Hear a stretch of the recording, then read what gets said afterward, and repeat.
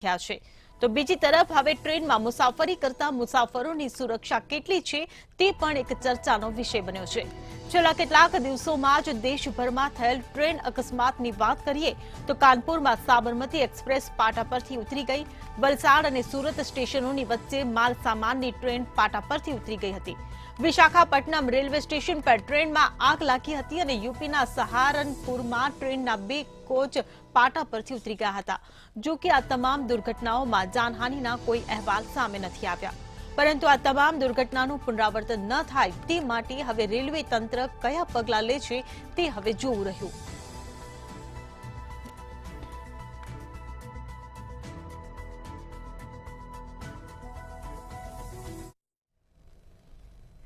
વારાણસીથી અમદાવાદ આવતી સાબરમતી એક્સપ્રેસ ટ્રેનની અકસ્માત નડ્યો તો શું છે સમગ્ર ઘટના, જોઈએ આ અહેવાલમાં। સાબરમતી એક્સપ્રેસ ટ્રેનને નડ્યો અકસ્માત। કાનપુરમાં સાબરમતી એક્સપ્રેસ પાટા પરથી ઉતરી। ટ્રેનના 25 ડબ્બા પાટા પરથી ઉતરી પડ્યા। દુર્ઘટનામાં કોઈને ઈજા થવાના સમાચાર નથી। રેલવે મંત્રી અશ્વિની વૈષ્ણવે આ દુર્ઘટનાને ષડયંત્ર ગણાવ્યું છે। અકસ્માતની તપાસ આઈબી પોલીસને સોંપવામાં આવી છે। વારાણસીથી અમદાવાદ આવતી સાબરમતી એક્સપ્રેસ ટ્રેનને અકસ્માત નડ્યો છે। સાબરમતી એક્સપ્રેસ ટ્રેનના 25 ડબ્બા પાટા પરથી ઉતરી પડ્યા છે, જેમાં 7 એસી કોચ, 8 સ્લીપર કોચ અને બાકીના જનરલ કોચનો સમાવેશ થાય છે। દુર્ઘટનામાં કોઈને ઈજા થવાના સમાચાર નથી। થોડા યાત્રીઓ ઘાયલ થયા છે। જોકે કાનપુરથી મુસાફરોને લઈ જવા માટે બસો મોકલવામાં આવી હતી। બસો મારફત તેમને અન્ય કોઈ સ્ટેશને મોકલીને તેમના ગંતવ્ય સ્થાન સુધી લઈ જવાની વ્યવસ્થા કરવામાં આવી હતી। ટ્રેન દુર્ઘટના પર રેલવે મંત્રી અશ્વિની વૈષ્ણવે પોતાની પ્રતિક્રિયા આપી છે। તેમણે આ દુર્ઘટનાને ષડયંત્ર ગણાવ્યું છે। તેમનું કહેવું છે કે ટ્રેક પર રાખવામાં આવેલી વસ્તુ સાથે અથડાવાના કારણે આ અકસ્માત થયો હતો, જ્યારે ટ્રેનના ડ્રાઈવરે પણ ટ્રેનનું એન્જિન કોઈ પથ્થર સાથે અથડાવાની શક્યતા પણ વ્યક્ત કરી છે। રેલવેના ડીઆરએમ ઝાંસી ડિવિઝન દીપક કુમારે કહ્યું, અકસ્માતમાં કોઈ જાનહાનિ કે ઈજા થઈ નથી। મુસાફરોને બસ અને ટ્રેન મારફતે કાનપુર પરત લઈ જવામાં આવ્યા છે। કાનપુરમાં તમામ મુસાફરોને તેમના ગંતવ્ય સ્થાને લઈ જવા માટે બીજી ટ્રેન તૈયાર કરવામાં આવી છે। અકસ્માત બાદ 50 મીટર સુધીના પાટા ઉખડી ગયા છે, જેના લીધે કાનપુરથી બુંદેલખંડ અને મધ્યપ્રદેશ જતી ટ્રેનો રદ કરવામાં આવી છે। તેમજ અકસ્માતની તપાસ આઈબી અને ઉત્તર પ્રદેશ પોલીસને સોંપવામાં આવી છે। બ્યુરો રિપોર્ટ, મંતવ્ય ન્યૂઝ। ભારતની સ્ટાર રેસલર વિનેશ ફોગાટ આજે ભારત પરત ફરી છે, ત્યારે દિલ્હી એરપોર્ટ પર તેનું ચેમ્પિયનની જેમ સ્વાગત કરવામાં આવ્યું હતું।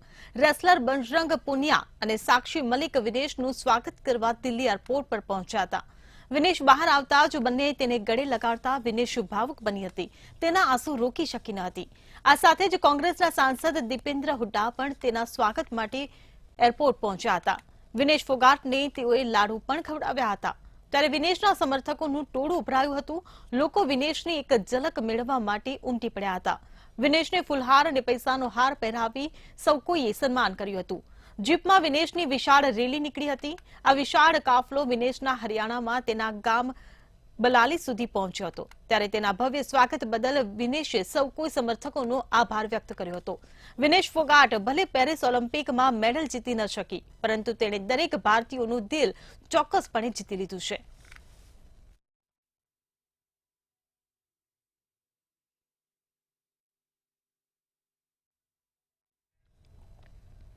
એનડીએમાં ભાજપ સહયોગી નેતાની ચોંકાવનારી કબૂલાત કરી છે। લોજપા રામ વિલાસે શનિવારે પટનાના શ્રીકૃષ્ણ મેમોરિયલ હોલમાં પોતાના 5 નવા ચૂંટાયેલા સાંસદો માટે સન્માન સમારોહ કાર્યક્રમનું આયોજન કર્યું હતું। આ કાર્યક્રમમાં પાર્ટીના અધ્યક્ષ ચિરાગ પાસવાને સંબોધન કરતા કહ્યું કે વિપક્ષી પાર્ટીઓએ જીતવા માટે લોકસભા ચૂંટણીમાં તમામ હથિયાર અપનાવ્યા। શામ, દામ, દંડ, ભેદ સહિત તમામ રસ્તાઓ અપનાવી ચૂક્યા છે। એવું નથી કે કોઈ તેમની વાતોમાં ન આવ્યું। ઘણી એવી જગ્યા છે જ્યાં તેમની વાતને અસર પણ થઈ। આ જ કારણોસર યુપી જેવા રાજ્યોમાં એનડીએને જેવી અપેક્ષા હતી તેવું પ્રદર્શન ન થઈ શક્યું। કેન્દ્રીય મંત્રી ચિરાગ પાસવાને લોકસભા ચૂંટણી 2024માં વિપક્ષ પર ખોટો નેરેટિવ સેટ કરવાનો આરોપ લગાવ્યો છે। તેમણે કહ્યું કે વિપક્ષે સામદામ દંડ ભેદ હેઠળ કોઈપણ રીતે એનડીએના ઉમેદવારોને હરાવવામાં પોતાની પૂરી તાકાત લગાવી દીધી હતી। જો કે ઉત્તર પ્રદેશમાં તેની અસર પણ થઈ। લોક જનશક્તિ પાર્ટી રામવિલાસના ચીફ ચિરાગે કહ્યું કે ચૂંટણી દરમિયાન વિપક્ષી પાર્ટીએ ક્યારેય બંધારણ તો ક્યારેક લોકતંત્ર તો ક્યારેક અનામતને લઈને ખોટી અફવાઓ ફેલાવવાનું કામ કર્યું છે.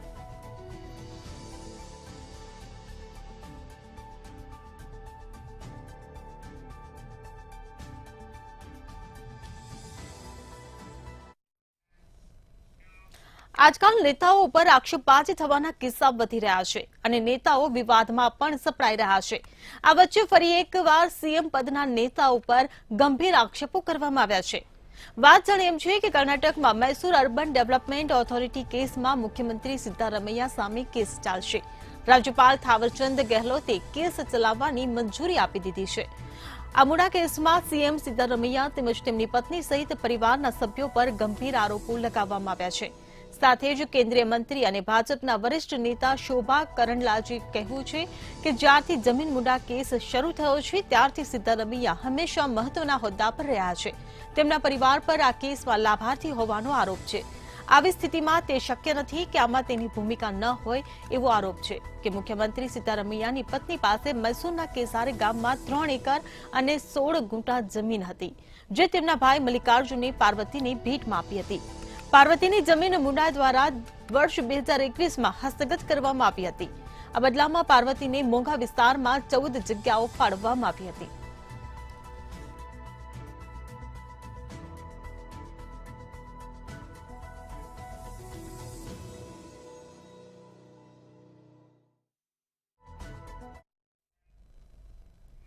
યુપીના યુવાનો માટે આનંદના સમાચાર સામે આવ્યા છે. યુપી સરકારે યુવાનો માટે પોલીસ ભરતીની જાહેરાત કરી છે. યુપીમાં એક કાર્યક્રમ દરમિયાન યુપીના મુખ્યમંત્રી યોગી આદિત્યનાથે આ જાહેરાત કરી હતી. તેમણે જણાવ્યું કે 60,000થી વધુ યુવાનોની પોલીસમાં ભરતી કરવામાં આવશે, જે માટે આગામી 23, 24, 25, 26, 27 અને 30, 31 દરમિયાન 5 તબક્કામાં પોલીસ ભરતી માટે પરીક્ષાનું આયોજન કરવામાં આવશે. વધુમાં તેમણે જણાવ્યું કે આ પરીક્ષા કોઈપણ જાતના ભેદભાવ વિના લેવામાં આવશે તેમજ દીકરીઓની પણ તેમાં 20% ભરતી કરવામાં આવશે.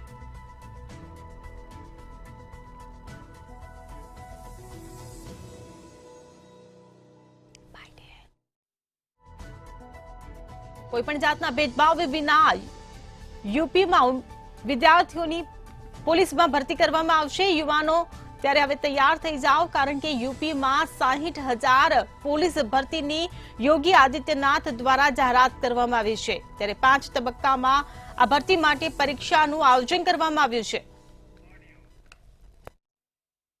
26 और 27 में, पहले 23, 24 और 25 में, 30 और 31 में उत्तर प्रदेश पुलिस में 60,000 से अधिक नौजवानों को सीधे सीधे भर्ती करने के लिए परीक्षा होने जा रही है.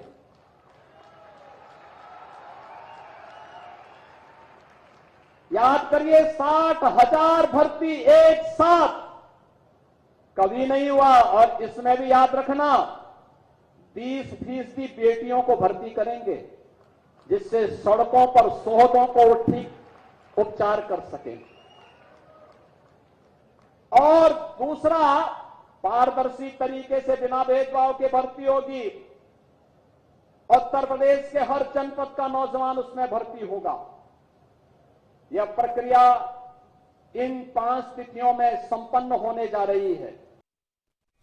લખનૌના ચૌધરી ચરણસિંહ એરપોર્ટ પર રેડિયો એક્ટિવ લીક થતા અફરાતફરી સર્જાઈ હતી. ઝડપથી ગેસ લીકેજ થવાને કારણે 2 કર્મચારી બેભાન થઈ ગયા. આ સાથે જ એરપોર્ટ ટર્મિનલ પર લોકોનો પ્રવેશ રોકી દેવામાં આવ્યો હતો. પ્રાથમિક માહિતી અનુસાર લખનૌથી ગુવાહાટી જતી ફ્લાઇટમાં ટર્મિનલ 3 પર સ્કેનિંગ દરમિયાન મશીનમાંથી બીપનો અવાજ આવ્યો હતો. આ બોક્સમાં કેન્સર વિરોધી દવાઓ લાકડાના બોક્સમાં પેક હતી, જેમાં રેડિયો એક્ટિવ તત્વો હોય છે. કર્મચારીઓએ બોક્સ ખોલતાની સાથે જ ઝડપથી ગેસ નીકળ્યો હતો, જેના કારણે 2 કર્મચારી બેભાન થઈ ગયા હતા. કર્મચારીઓ બેભાન થતા જ ત્યાં નાસભાગ મચી ગઈ હતી. લોકો અહીં તઈ દોડવા લાગ્યા હતા. આ વિસ્તારને તાત્કાલિક ખાલી કરાવવામાં આવ્યો હતો. એરપોર્ટ પ્રશાસને કહ્યું, ટર્મિનલ 3 પાસે કાર્ગોમાંથી ગેસ લીકેજની માહિતી મળી છે. ફાયર સર્વિસ, એનડીઆરએફ, એસડીઆરએફની 3 ટીમો ઘટનાસ્થળે પહોંચી ગઈ છે. આ તમામ ટીમો કામ કરી રહી છે. કેટલીક દવાઓના બોક્સમાંથી ફ્લોરિન ગેસ લીક થયો છે. તો લખનૌ એરપોર્ટ પર નાસભાગ મચી હતી. રેડિયો એક્ટિવ લીક થતા અફરાતફરીનો માહોલ સર્જાયો હતો. તો કર્મચારીઓ બેભાન થયા હતા. એરપોર્ટ પર લોકોના પ્રવેશ પર રોક લગાવવામાં આવી હતી. ઝડપથી ગેસ લીકેજ થતા 2 કર્મચારી બેભાન થયા હતા. લખનૌના ચૌધરી ચરણસિંહ એરપોર્ટ પર પહોંચ્યા. રેડિયો એક્ટિવ લીક થતા અફરાતફરીનો માહોલ સર્જાયો હતો.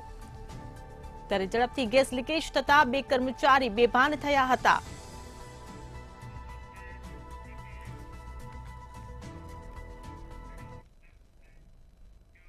બાંગ્લાદેશમાં હિન્દુઓ વિરુદ્ધ હિંસાની ઘટનાના વિરોધમાં મહારાષ્ટ્રના નાસિક અને જલગાંવમાં માર્ચ કાઢવામાં આવી હતી. આ દરમિયાન મહારાષ્ટ્રના નાસિક અને જલગાંવમાં 2 જૂથો વચ્ચે અથડામણ થતા પથ્થરમારો થયો હતો અને પોલીસે લાઠીચાર્જ કરી બદમાશોને વિખેરવા માટે ટીયર ગેસનો પણ ઉપયોગ કર્યો હતો. પરિસ્થિતિને કાબૂમાં લેવા માટે 6 પોલીસ કર્મીઓ પણ ઘાયલ થયા હતા. જો કે આજે સ્થિતિ સંપૂર્ણપણે કાબૂમાં છે. નાસિક પોલીસે આ ઘટના અંગે 15 લોકોની અટકાયત કરી છે. ફોટા અને વિડીયોના આધારે લોકોની ઓળખ કરવામાં આવી છે. તેમજ જે વિસ્તારમાં આ ઘટના બની ત્યાં પોલીસ ફોર્સ તૈનાત કરવામાં આવી છે.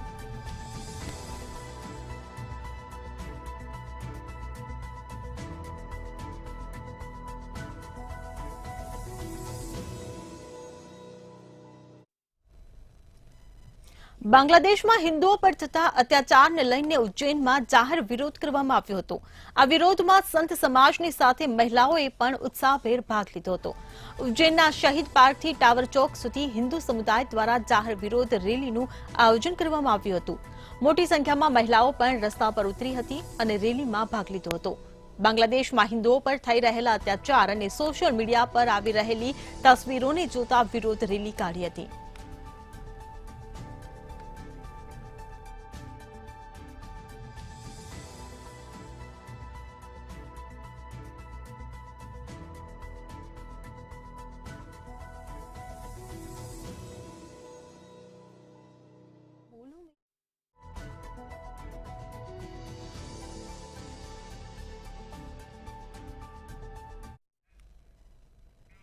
મુંબઈમાં 26/11 થયેલા આતંકી હુમલાને લઈને એક મોટા સમાચાર સામે આવી રહ્યા છે. જેમાં આરોપી તહવ્વુર રાણાને અમેરિકાની કોર્ટે મોટો ઝટકો આપ્યો છે. હવે અમેરિકાની કોર્ટે ચુકાદો આપતા કહ્યું કે પ્રત્યાર્પણ સંધિ હેઠળ રાણાને ભારત પ્રત્યાર્પણ કરી શકાય છે. આ અરજી પર યુએસ કોર્ટ ઓફ અપીલ્સના ન્યાયાધીશોની પેનલે રાણાની હેબિયસ કોર્પસની પિટિશનની અરજીને ફગાવવાને સમર્થન આપ્યું હતું. રાણાએ અરજીમાં મુંબઈમાં થયેલા આતંકવાદી હુમલામાં તેની કથિત સંડોવણી બદલ તેમના ભારતના પ્રત્યાર્પણને પડકાર્યો હતો. પેનલે જણાવ્યું હતું રાણાનો કથિત ગુનો યુનાઇટેડ સ્ટેટ્સ અને ભારત વચ્ચેની પ્રત્યાર્પણ સંધિની શરતો હેઠળ આવે છે. પેનલે સ્વીકાર્યું કે ભારતે હુમલા અંગે રાણા સામેના આરોપોના નક્કર પુરાવા આપ્યા છે. મુંબઈ આતંકી હુમલામાં માર્યા ગયેલા લોકોમાં 26 વિદેશી નાગરિકો પણ તેમાં સામેલ હતા.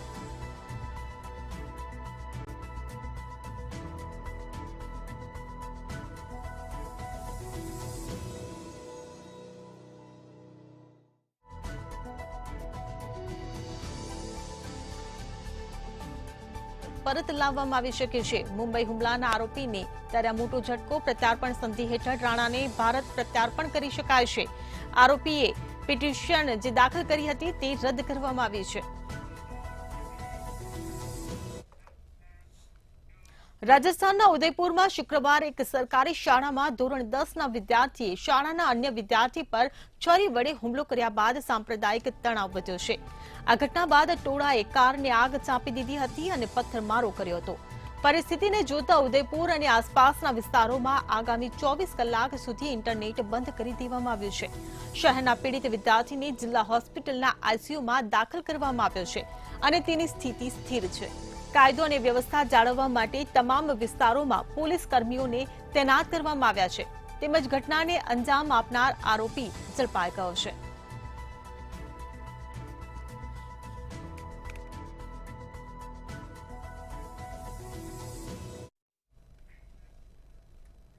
રાજસ્થાનના જયપુરમાં તંગદિલી સર્જાય છે. ઘટના કંઈક એવી છે કે ઈ રિક્ષામાં સવાર યુવકોએ સ્કૂટી પર સવાર યુવકને ઢોર માર માર્યો હતો. સ્કૂટી પર સવાર યુવકને એટલો ઢોર માર માર્યો કે ત્યારબાદ તેનું મોત નીપજ્યું હતું. આ ઘટના બાદ સ્થાનિક લોકોમાં ભારે આક્રોશ જોવા મળી રહ્યો છે. ઘટના સ્વામી વસ્તીમાં મોડી રાત્રે બની હતી, જેમાં દિનેડ સ્વામી નામનો એક વ્યક્તિ સ્કૂટી પર સવાર થઈને જઈ રહ્યો હતો. તે દરમિયાન ઈ-રિક્ષા પર સવાર યુવકોએ તેને રોકી રાખીને વિવાદ કર્યો હતો. આ યુવકોએ સ્કૂટી સવાર વ્યક્તિને ક્રૂરતાપૂર્વક માર માર્યો. તેનાથી દિનેશ ખૂબ જ ખરાબ રીતે ઘાયલ થઈ ગયો. આ ઘટના બાદ દિનેશને હોસ્પિટલમાં લઈ જવામાં આવ્યો, જ્યાં ડોક્ટરશ્રી તેને મૃત જાહેર કર્યો. જ્યારે આ સમગ્ર ઘટનાની જાણ લોકોને થઈ તો લોકો રોષે ભરાયા અને તાત્કાલિક એકઠા થઈને રસ્તા પર ધરણા પ્રદર્શન શરૂ કરી દીધું. ધરણા પર બેઠેલા લોકોનું કહેવું છે કે આરોપીઓની ઝડપથી ધરપકડ કરવામાં આવે. સૂચના મળતા જ પોલીસ ઘટના સ્થળ પર પહોંચી ગઈ હતી અને પરિસ્થિતિનો તાગ મેળવ્યો હતો. પોલીસે આ સમગ્ર મામલે એક યુવકની ધરપકડ કરી છે અને આ સાથે જ લોકોને અપીલ કરતા કહ્યું કે કોઈ પણ પ્રકારની અફવાઓ પર ધ્યાન ન આપવું.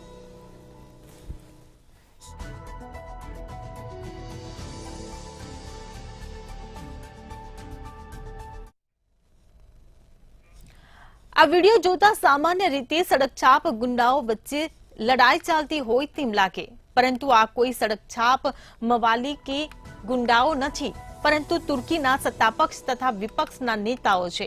તુર્કીની સાંસદમાં સત્તાપક્ષ અને વિપક્ષના નેતાઓ વચ્ચે મારામારી થઈ હતી. વિડીયો ફૂટેજમાં સ્પીકરના પોડિયમના પગથિયા પર લોહીના છાંટા પણ જોવા મળ્યા હતા. વાસ્તવમાં વિપક્ષી સાંસદે તુર્કીના રાષ્ટ્રપતિ એર્દોગનની પાર્ટીને આતંકવાદી સંગઠન ગણાવ્યું હતું. આના પર એર્દોગનની એકેપી પાર્ટીના એક નેતાએ વિપક્ષી નેતા અહેમદ સીક પર હુમલો કર્યો. ઝઘડો વધી ગયો અને સાંસદોએ એકબીજા પર મુક્કા મારવાનું શરૂ કરી દીધું. આ ઘટના સાથે જોડાયેલો વિડીયો સોશિયલ મીડિયા પર વાયરલ થઈ રહ્યો છે. તુર્કીની સંસદમાં વિશેષ સત્રની બેઠક યોજાઈ હતી, જેમાં સાંસદોની ઝપાઝપીના વિડીયો વાયરલ થઈ ગયા.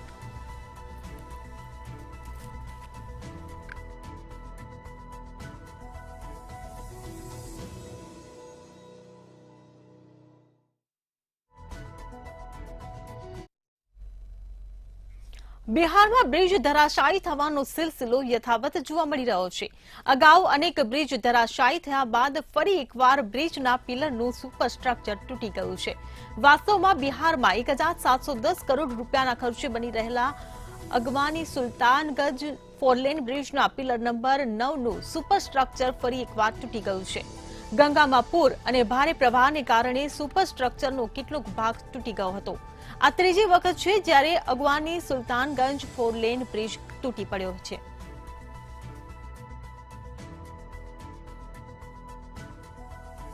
ધ્વસ્ત થયો છે. 1710 કરોડના ખર્ચે બની રહ્યો છે ફોરલેન બ્રિજ, ત્યારે બ્રિજ ધરાશાયી થયો છે. ત્રીજી અગવાની સુલતાનગંજ ફોરલેન બ્રિજ તૂટી પડ્યો છે. તો આ ત્રીજી વારની ઘટના છે. બિહારમાં બ્રિજ ધરાશાયી થવાનો સિલસિલો પણ યથાવત જોવા મળી રહ્યો છે. તો ફરી એકવાર બ્રિજના પિલરનું સુપરસ્ટ્રક્ચર તૂટી પડ્યું છે. ત્યારે ફોરલેન બ્રિજના પિલર નંબર 9નું સુપરસ્ટ્રક્ચર તૂટી પડ્યું છે. 1710 કરોડના ખર્ચે આ ફોરલેન બ્રિજ બની રહ્યો છે. ફરી એકવાર બ્રિજના પિલરનું સુપરસ્ટ્રક્ચર તૂટી ગયું છે. અગવાની સુલતાનગંજ બ્રિજનું આ સ્ટ્રક્ચર તૂટી પડ્યું છે. બિહારમાં બ્રિજ ધરાશાયી થવાનો સિલસિલો ત્યારે યથાવત જોવા મળી રહ્યો છે.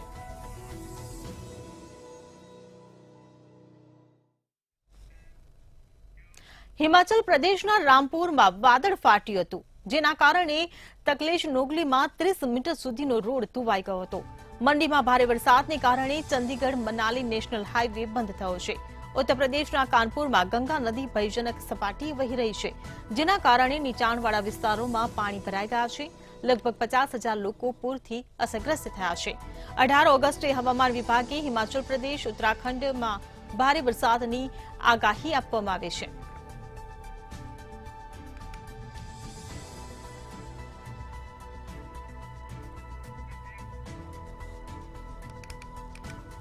તો કાનપુરમાં ગંગા નદી ભયજનક સપાટીએ વહેતી જોવા મળી રહી છે. હિમાચલમાં ફરી એકવાર વાદળ ફાટ્યું છે નીચાણવાળા વિસ્તારોમાં, જેના કારણે પાણી ભરાઈ ગયા છે.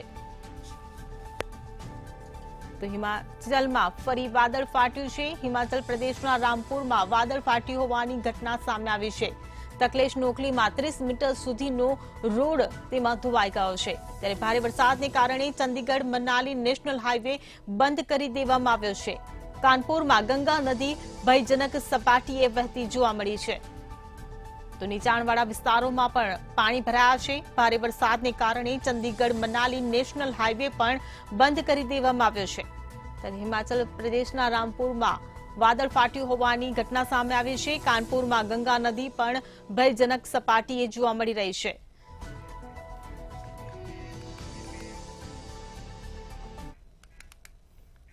કેરળના વાયનાડ બાદ જમ્મુના વૈષ્ણોદેવી ખાતે ભૂસ્ખલન થયું. ગુરુવારે યાત્રાધામમાં વૈષ્ણોદેવી ભવન ખાતે ગુરુવારે ભૂસ્ખલનની ઘટના થઈ હતી.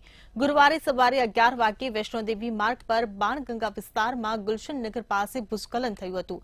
ઘટના સમયે યાત્રા ચાલુ હતી, પરંતુ સદનસીબે કોઈ યાત્રાળુને ઈજા પહોંચી ન હતી. ઘટના બાદ વિસ્તારમાં શ્રદ્ધાળુઓની અવરજવર પર પ્રતિબંધ લગાવી દેવામાં આવ્યો હતો અને પથ્થરો હટાવવાનું કામ શરૂ કરવામાં આવ્યું હતું. રસ્તો બંધ હોવાથી ભક્તોને મા વૈષ્ણોદેવીના પ્રવેશદ્વાર દર્શની દેવદીથી ચેતક થઈને નવા તારાકોટ માર્ગ તરફથી યાત્રા ચાલુ રાખવા માટે કહેવામાં આવ્યું હતું. પરંપરાગત માર્ગ પર દુધબાર વિસ્તારમાં પણ અચાનક ભૂસ્ખલન થયું હતું, જેના કારણે 30 થી 40 ફૂટ જેટલા રોડને નુકસાન થયું હતું. ટીન શેડના થાંભલા હવામાં લટકી ગયા હતા. આ ઘટના બાદ શ્રાઇન બોર્ડ પ્રશાસને નુકસાનગ્રસ્ત વિસ્તારને બેરિકેડ કરી દીધો હતો. ભૂસ્ખલન થયું હોવા છતાં પરંપરાગત માર્ગ પરથી ભક્તોની અવરજવર પર કોઈ અસર જોવા નથી મળી અને ભક્તો ઘોડા, પીટુ, પાલખી વગેરેની મદદથી તેમજ પગપાળા મંદિર તરફ આગળ વધ્યા હતા. શ્રાઇન બોર્ડ પ્રશાસનને આ ક્ષતિગ્રસ્ત રસ્તાને સંપૂર્ણ રીતે રિપેર કરવામાં 10 થી 15 દિવસનો સમય લાગી શકે છે. જોકે શ્રાઇન બોર્ડ દ્વારા તેનું સમારકામ શરૂ કરી દેવામાં આવ્યું છે.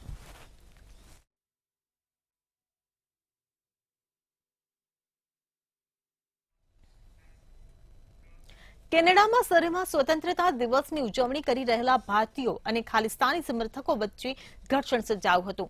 કેનેડાના સરેમાં 15મી ઓગસ્ટે ભારતીયો તિરંગો લઈને હિન્દુસ્તાન જિંદાબાદના નારા લગાવી રહ્યા હતા.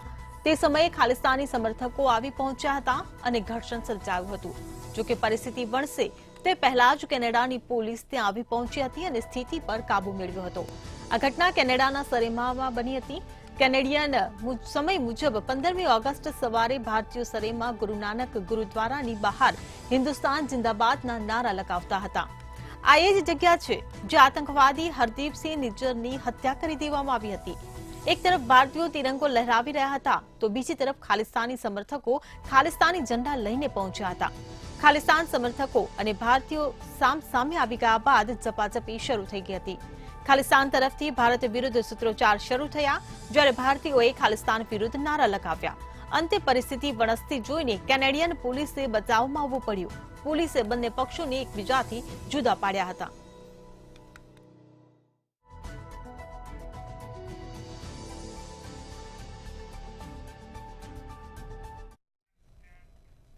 સમાચારોમાં હાલ બસ આટલું જ. વધુ સમાચાર માટે જોતા રહો મંતવ્ય ન્યૂઝ. નમસ્કાર.